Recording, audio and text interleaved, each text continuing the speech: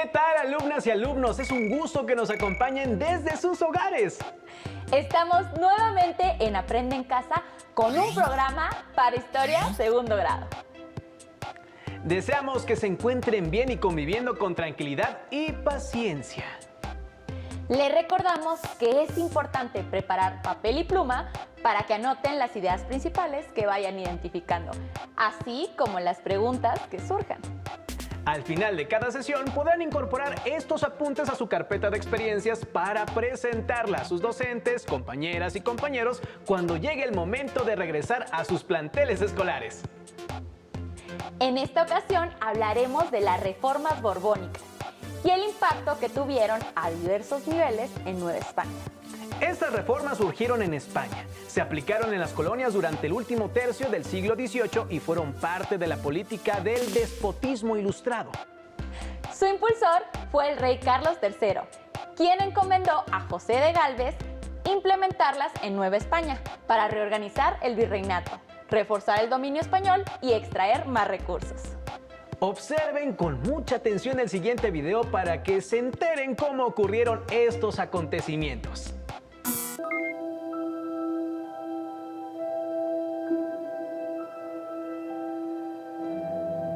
En la segunda mitad del siglo XVIII, los reyes españoles de la Casa de Borbón, Carlos III y Carlos IV, sumidos en una terrible bancarrota económica, emprendieron una serie de reformas profundas para asegurar el control de sus colonias en América, conocidas como las reformas borbónicas. La aplicación de estas medidas significó para la Nueva España desmedidos impuestos y préstamos forzosos y un aumento del descontento que dio paso a los primeros levantamientos a favor de la independencia de México.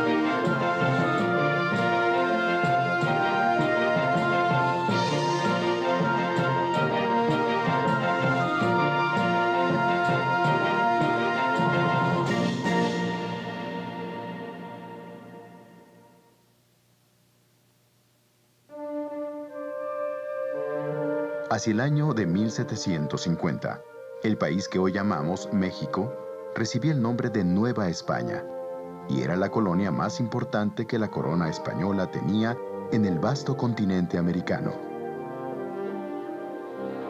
A diferencia de los siglos anteriores, su población indígena se estaba recuperando de la gran mortandad sufrida durante la primera etapa de la conquista española.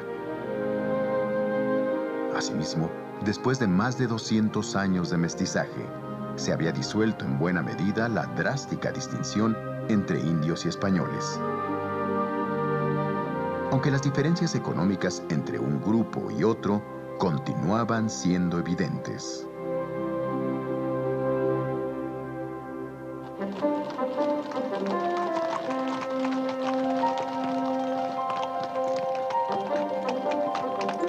Aunque viajar por su inmenso territorio no era imposible, las distancias enormes y los peligrosos y malos caminos hacían que el transporte de mercancías a gran escala fuera un riesgo.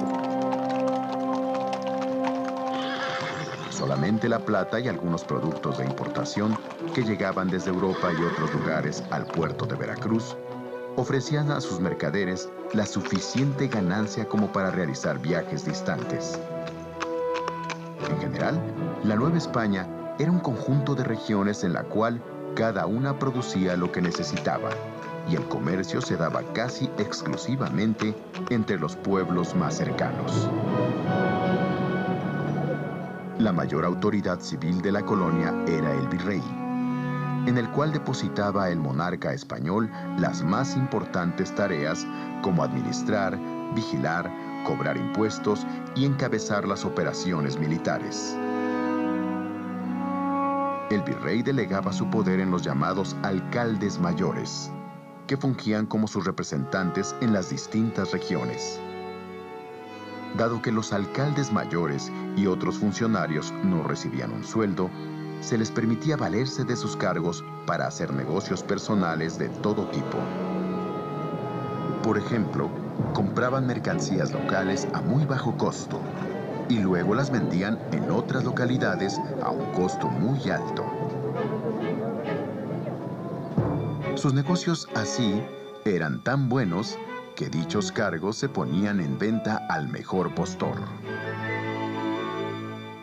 Aunque los funcionarios virreinales estaban obligados a garantizar que el rey de España obtuviese íntegros los impuestos, rentas y otros tributos de la Nueva España, en la práctica, buena parte de estos recursos se repartían entre el propio virrey y sus funcionarios.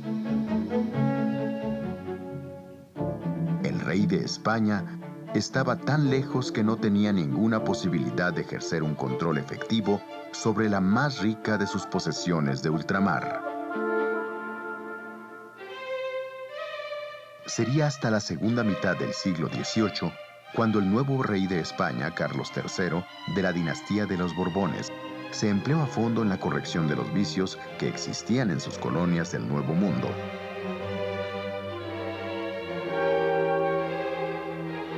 Inspirados en las ideas del llamado despotismo ilustrado, igual que muchos reyes europeos, los Borbones cambiaron su forma de gobernar, construyendo un gobierno autoritario y eficiente, obsesionado con la idea de extraer cada vez más riquezas de los territorios bajo su dominio.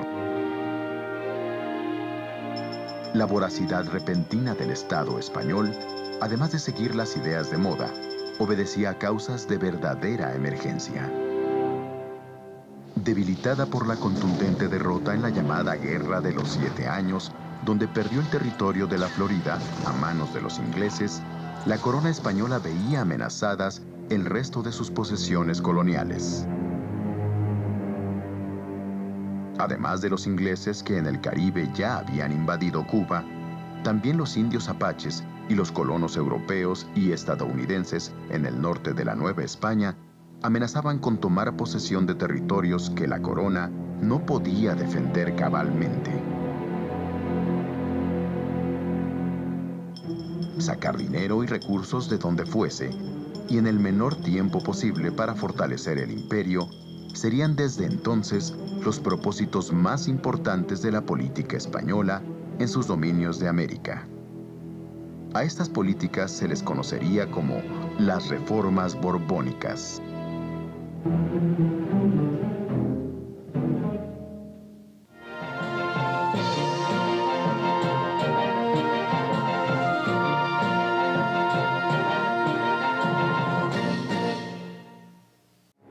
La solución al problema de los recursos fue pragmática. Había que sacarlos de donde siempre habían salido, principalmente de las arcas novohispanas. De esta forma, para realizar un diagnóstico confiable sobre las medidas que deberían tomarse, el rey Carlos III necesitaba a un hombre determinado, inteligente y, sobre todo, de una lealtad indestructible. Lo encontraría en José de Gálvez, un malagueño de 41 años con gran experiencia política y una firme convicción sobre las medidas que debían tomarse. Puesto a recorrer los territorios de la Nueva España, el llamado visitador general se dedicaría durante años a tomar nota de todo lo que debía ser juzgado y corregido, lo mismo en el terreno económico que en el político y el militar.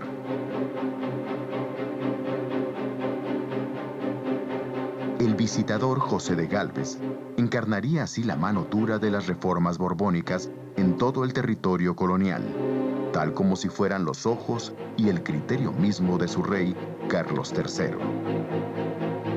De la mano de José de Gálvez, las reformas borbónicas llevarían a la práctica algunas medidas importantes. Por ejemplo, el cobro de más impuestos a un número mayor de personas, el nombramiento de funcionarios leales al rey que no le defraudaran a la hora de cobrar y enviar los recursos, y finalmente, el monopolio por medio de los llamados estancos reales, de la explotación de ciertos productos muy apreciados en la Nueva España, tales como la pólvora, el tabaco, los naipes y el pulque.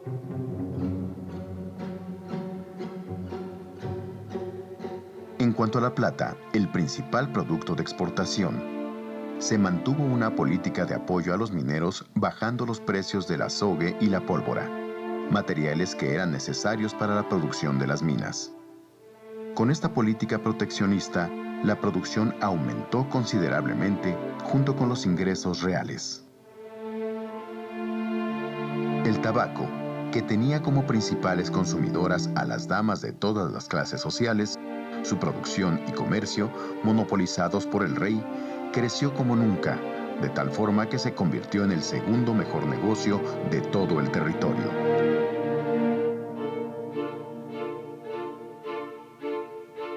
Asimismo, dispondrían con audacia la legalización del aguardiente y ordenarían su venta a través del estanco real. Dado que la fabricación de aguardiente había sido considerada ilegal, sin que esto impidiera que muchos lo produjeran y consumieran, el monopolio de este licor por la monarquía aseguró una nueva y muy atractiva fuente de ingresos.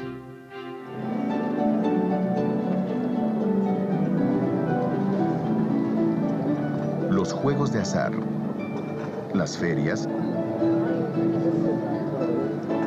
y las famosas peleas de gallos constituyeron otras fuentes de buenos ingresos para la realeza.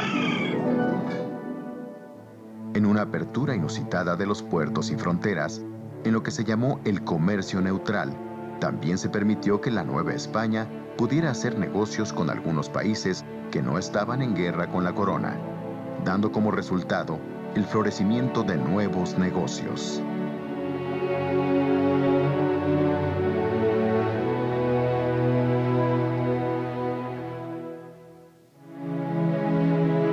La determinación de José de Gálvez por imponer las reformas borbónicas le llevaría también a desmantelar el viejo sistema de gobierno y privilegios. En el nuevo esquema gubernamental, el territorio novohispano se dividió en 12 grandes regiones llamadas intendencias reales, que dieron una nueva organización a la Nueva España. Para gobernarlas, se sustituyó a los antiguos alcaldes mayores por funcionarios que con el nombramiento de intendentes deberían tomar las decisiones más importantes en lo que tocaba a la economía, la justicia y la acción militar. A diferencia de los alcaldes mayores, los intendentes se encontraron sujetos a un sueldo fijo, debían obediencia estricta al monarca y estaban impedidos para lucrar por cuenta propia. Esta organización territorial, a pesar de que causó en un principio conflictos por la fijación de fronteras entre las intendencias, sirvió de base, tiempo después, para la conformación de los estados que hoy constituyen la República Mexicana.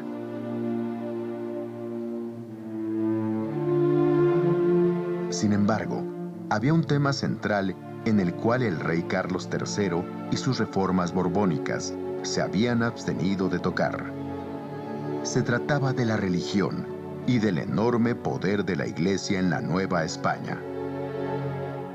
En 1767, un decreto real ordenó la expulsión de la Orden de los Jesuitas de la Nueva España y de todas sus colonias en América. Los jesuitas, cuya labor había sido clave en la colonización de las áridas y peligrosas tierras del norte, habrían de abandonar en menos de un año el país que habían forjado por más de 2 siglos. Su gran influencia como educadores revolucionarios, su negativa a obedecer al rey de España antes que al Papa, y su desdén por las políticas oficiales, terminarían enfrentándolos al monarca.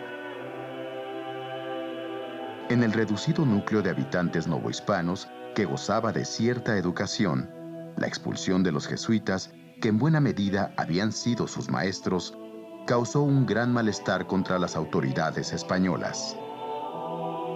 Asimismo, las nuevas disposiciones que permitían al Estado castigar a los sacerdotes que violaban la ley civil provocaron indignación entre la gente humilde, quienes veían en los custodios de la Iglesia a seres semidivinos, no solamente por su intervención en cuestiones religiosas, sino porque afectaba a los intereses del virrey y sus funcionarios, y también porque la bonanza económica solo beneficiaba al rey.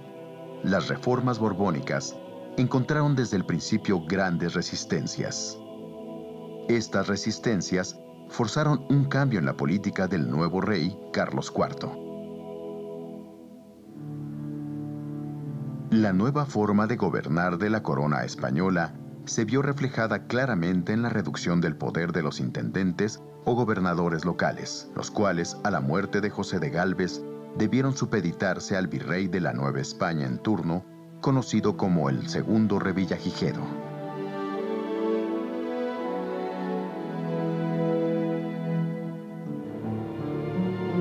Para los primeros años del siglo XIX, podía decirse que el principal propósito de las reformas borbónicas en la Nueva España se había cumplido. Los ingresos de la corona se habían multiplicado por 4, y los novohispanos pagaban al rey un 70% más de impuestos que los contribuyentes de España. A pesar de ello, las guerras europeas en que seguía envuelta la monarquía, y especialmente los gastos militares que implicaba la defensa de sus fronteras en las colonias americanas, hacían insuficiente cualquier cantidad de dinero. El nuevo rey Carlos IV y sus ministros cayeron entonces en franca desesperación y se vieron obligados a adoptar medidas extremas como pedir préstamos y donativos a los hombres e instituciones más ricas del imperio. Así, en la Nueva España, los poderosos consulados de comerciantes y empresarios de México, Veracruz y Guadalajara, así como el Tribunal de Minería, sirvieron al rey Carlos IV para recaudar grandes cantidades en el tiempo más corto posible. Sin embargo, la urgencia del monarca no conocía límites. El rey se apropió también de los recursos de los pueblos y villas más humildes, de los bienes de las comunidades indígenas y del dinero que los funcionarios civiles y militares guardaban para sus viudas en los llamados montepíos. En 1804, el rey ordenaría la aplicación de una medida extrema que terminaría de empobrecer e indignar a los ciudadanos novohispanos. Mediante un decreto real, obligó entonces a la Iglesia a entregarle los recursos que tenía guardados en un fondo especial, compuesto por los pagos que muchos ricos y pobres le daban para que efectuara misas para la salvación de sus almas. Este ahorro, llamado de capellanías y obras pías, era normalmente usado por la Iglesia para financiar la actividad económica de muchas haciendas ganaderas, agrícolas y mineras. Combinado con una terrible época de sequías, hambre y gran mortandad indígena, el préstamo forzoso que el rey sacó de la Iglesia dejó a la Nueva España en una situación gravísima, propicia ya para el levantamiento armado.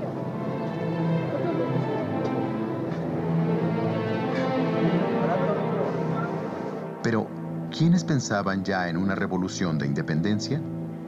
Durante el medio siglo de las reformas borbónicas, se había afirmado entre los criollos, o españoles nacidos en América, la convicción de pertenecer a un país distinto, con tradiciones y talentos propios, que necesitaba urgentemente darse un gobierno propio.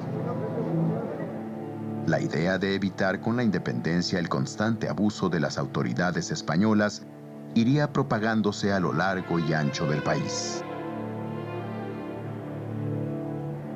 Irónicamente, el espíritu que animaba las reformas borbónicas, exaltación de la razón, del conocimiento y del antidogmatismo, contribuiría a la creación de un ambiente propicio para las ideas revolucionarias.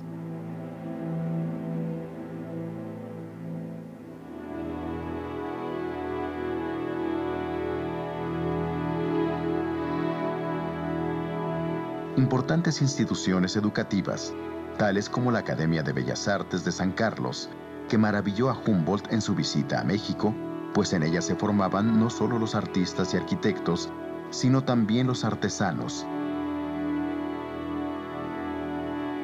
así como el Colegio de Minería, verdadera vanguardia de la ciencia y las técnicas. Si bien fueron creaciones de los reyes borbónicos, se volvieron cada vez más símbolos de orgullo local para refutar aquello que se decía en España, que tratándose de cultura, no se hacía nada en América que valiera la pena.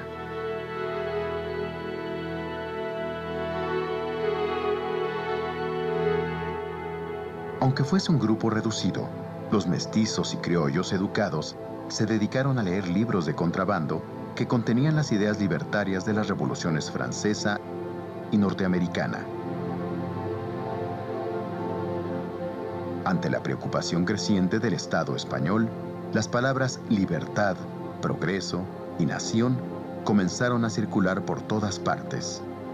Muy pronto, los debates sobre la necesidad de mayores libertades y de independencia para los novohispanos se hicieron comunes. Pero no era solamente esa parte educada de la población la que estaba consiguiendo una identidad cultural propia. Especialmente en el norte, la formación de las llamadas milicias provinciales, destinadas a defender las fronteras del imperio y compuestas por hombres comunes de esos lugares, fortalecieron la convicción de que era posible valerse por cuenta propia sin la arrogante autoridad española. Aunque ese sentimiento de identidad tenía un tinte local, más que nacional, la sensación de ser algo más que simples vasallos del rey de España echaría raíces por doquier. Si bien las reformas borbónicas significaron un auge en la economía mexicana que no se volvería a lograr hasta aproximadamente 100 años después, durante el Porfiriato, el tremendo despojo de recursos que llevó a cabo la corona española significó también el principio de la ruina de la economía nacional durante el México independiente. Como pudieron darse cuenta, el objetivo de las reformas borbónicas era reajustar la administración de las colonias españolas y recuperar su control. Pero también provocaron descontento entre los habitantes de Nueva España, cuando se arraigaron las ideas de la Ilustración. Ahora respondan por escrito las siguientes preguntas.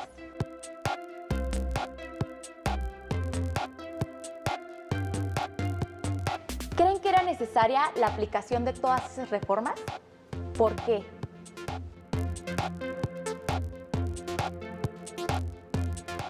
¿Cuáles fueron las más importantes?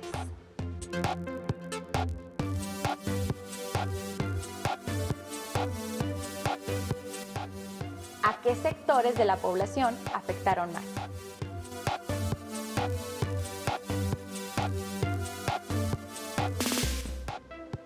Además, elaboren un mapa mental donde expliquen por qué las reformas borbónicas fueron una de las causas del movimiento de independencia.